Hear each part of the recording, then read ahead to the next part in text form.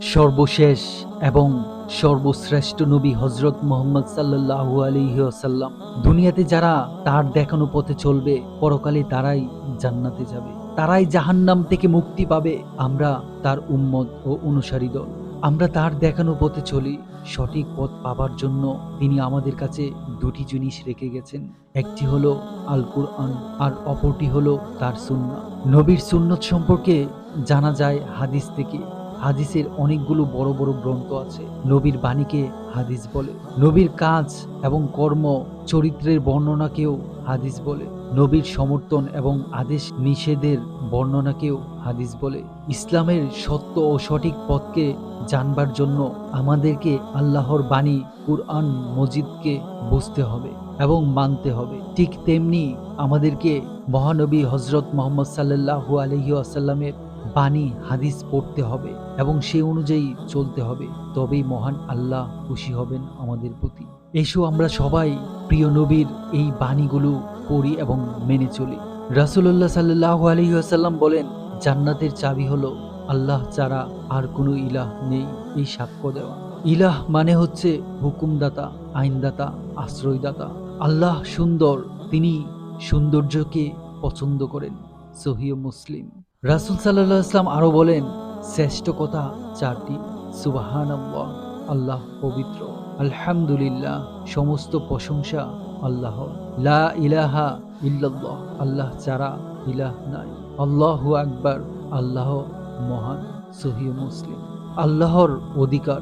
বান্দার উপর আল্লাহর অধিকার হলো তারা কেবল তারই অনুগত্য ও দাসত্ব করবে এবং তার সাথে কোনো অংশীদার করবে না। সহিহ বুখারী। ঈমান। রাসূল সাল্লাল্লাহু আলাইহি ওয়াসাল্লাম বলেন, যে ব্যক্তি এই ঘোষণা দিবে আল্লাহ ছাড়া আর কোনো ইলাহ নেই, হযরত মুহাম্মদ সাল্লাল্লাহু আলাইহি ওয়াসাল্লাম আল্লাহর রাসূল, আল্লাহ তাকে জাহান্নামের জন্য নিষিদ্ধ করে দিবেন। সহিহ বুখারী। তুমি মুমিন হবে তখন যখন তোমার ভালো কাজ তোমাকে আনন্দ দিবে আর মন্দ কাজ দিবে মনোকষ্ট। সব কাজের আসল কাজ হলো ইসলাম। কোনো বান্দা ততক্ষণ পর্যন্ত মুসলিম হয় না যতক্ষণ না মন ও জবান মুসলিম হয়। পবিত্রতা ঈমানের অর্ধেক। 7 বছর বয়স হলেই আমাদের সন্তানদের সালাত আদায় করতে আদেশ করো। আবু দাউদ। কিয়ামতের দিন পয়লা হিসাব নেওয়া হবে সালাতের। আল্লাহর অনুগত্য, আল্লাহর পথে একটি সকাল কিংবা সন্ধ্যা ব্যয় করা গোটা পৃথিবীর সমস্ত সম্পদের চেয়ে উত্তম। সহিহ বুখারী। যে লড়ে যায় আল্লাহর বাণীকে বিজয়ী করার জন্য, সে আল্লাহর পথে জিহাদ করে। সহিহ বুখারী। অত্যাচারী শাসকের সামনে সত্য কথা বলা হলো সবচেয়ে বড় জিহাদ। রাতে ঘণ্টাখানেক জ্ঞান চর্চা করা সারা রাত জেগে ইবাদত করার চেয়েও উত্তম। যে ব্যক্তি জ্ঞানের সন্ধানে বের হয় সে আল্লাহর পথে বের হয়। তিরমিজি। রাসূল বলেন, আমার পরে সবচেয়ে বড় দানশীল হলো সে যে কোনো বিষয়ে জ্ঞান লাভ করলো অতঃপর তা ছড়িয়ে দিল। আল কুরআন। সর্বোত্তম বাণী আল্লাহর কিতাব। কুরআনকে আঁকড়ে ধরো, তাহলে কখনো বিপদগামী হবে না। মিশকাত। কুরআন পরিবারের লোকেরা আল্লাহর পরিবার এবং তার বিশেষ লোক। তোমরা আল্লাহর কিতাবকে আঁকড়ে ধরো, এর হালালকে হালাল বলে গ্রহণ করো এবং হারামকে হারাম বলে বর্জন করো। সর্বোত্তম জীবন পদ্ধতি হচ্ছে মুহাম্মদ সাল্লাল্লাহু আলাইহি ওয়াসাল্লামের প্রদর্শিত পদ্ধতি। সহিহ মুসলিম। যে আমার আনুগত্য করলো সে আল্লাহর আনুগত্য করলো। সহিহ বুখারী। যে আমাকে অমান্য করলো সে আল্লাহকে অমান্য করলো। যে আমার সুন্নতকে ভালোবাসলো সে আমাকে ভালোবাসলো। যে আমার সুন্নত থেকে বিমুখ হলো সে আমার লোক নয়। সহিহ মুসলিম। কাজ নির্ভর করে নিয়তের উপর। নিয়ত মানে হচ্ছে উদ্দেশ্য, সংকল্প, ইচ্ছা। কোনো নির্দিষ্ট কাজ করার সিদ্ধান্ত নেয়া কাজ নির্ভর করে নিয়তের উপর। মানে কাজের পিছনে মানুষের যে উদ্দেশ্য, সংকল্প ও সিদ্ধান্ত থাকে তার ভিত্তিতেই সে ফল ও পুরস্কার লাভ করবে। প্রত্যেক ব্যক্তি তার কাজের সেই ফলই পাবে যা সে নিয়ত করেছে। আল্লাহ তোমার চেহারা, সুরত ও ধন সম্পদ দেখবে না, তিনি দেখবেন তোমার অন্তর, তোমার কাজ। উত্তম চরিত্রের চাইতে বড় মর্যাদা আর নেই। ঈমানের পূর্ণতা লাভকারী মুমিন তারা যাদের নৈতিক চরিত্র সর্বোত্তম। মিশকাত। তোমাদের মধ্যে সবচেয়ে ভালো মানুষ তারা যাদের আচার ব্যবহার সবচেয়ে ভালো। সহিহ বুখারী। নবীর চরিত্র ছিল ঠিক কুরআনের মতো। আয়েশা রাদিয়াল্লাহু আনহা। সহিহ মুসলিম। আল্লাহ যার ভালো চান তাকে দ্বীনের সঠিক জ্ঞান দান করেন। সহিহ বুখারী। রাসূল বলেন, আল্লাহকে ভয় করো, তাতেই সবচেয়ে বড় ইবাদতকারী হতে পারবে। মিশকাত। রাসূলুল্লাহ সাল্লাল্লাহু আলাইহি ওয়াসাল্লাম আরো বলেন, যে ব্যক্তি দুজকে প্রবেশ করবে না সে আল্লাহর ভয়ে কাঁদে। তিরমিজি। শ্রেষ্ঠ আমল হলো আল্লাহর জন্য ভালোবাসা, আল্লাহর জন্যই ঘৃণা করা। আবু দাউদ। যার মধ্যে আমানত নেই তার ঈমান নেই। মিশকাত। দুনিয়া মুমিনের জন্য কারাগার আর কাফিরের জন্য বেহেশত। সহিহ মুসলিম। দুনিয়াতে এমন ভাবে জীবনযাপন করো যেন তুমি একজন গরিব মুসাফির। পৃথিবীতে মসজিদগুলোই আল্লাহর সবচাইতে প্রিয় জায়গা। আমাদের জন্য গোটা পৃথিবীকেই সিজদার জায়গা এবং পবিত্র করে দেওয়া হয়েছে। সহিহ বুখারী। যে আল্লাহর উদ্দেশ্য একটি মসজিদ বানায়, আল্লাহ জান্নাতে তার জন্য একটি ঘর বানায়। কিয়ামতের দিন মুয়াজ্জিনের ঘাড় সবচেয়ে লম্বা এবং উঁচু হবে। সহিহ মুসলিম।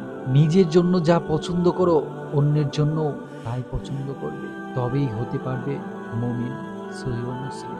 ইবনে মাজাহতে বলা আছে, যে আল্লাহর উপর ভরসা করে তার জন্য আল্লাহই যথেষ্ট। সবচেয়ে মন্দ লোক জ্ঞানীদের মধ্যে যারা মন্দ তারা, আর সবচেয়ে ভালো লোক জ্ঞানীদের মধ্যে যারা ভালো তারা।